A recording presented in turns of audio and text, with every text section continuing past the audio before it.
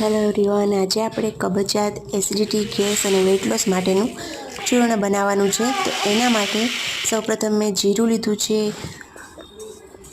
જીરાને roast કરવાનું છે, અજમાને roast કરવાના છે અને વરિયાળીને રોસ્ટ કરવાનું છે. એકદમ સરસ એરોમેટિક થાય ત્યાં સુધી રોસ્ટ કરવાનું છે.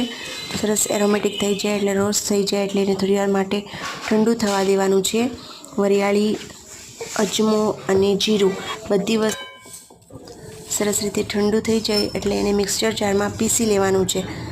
બધી વસ્તુ પીસાઈ જાય એટલે એને પાવડર બનાવી લેવાનું છે અને એ પાવડરને મિક્સ કરી લેવાનો છે.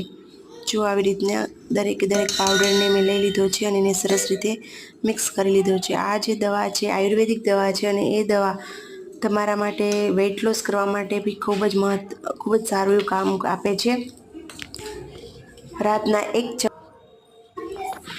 રાતના 1 ચમચી પાવડર ગરમ પાણી સાથે લેવો જોઈએ. Thank you.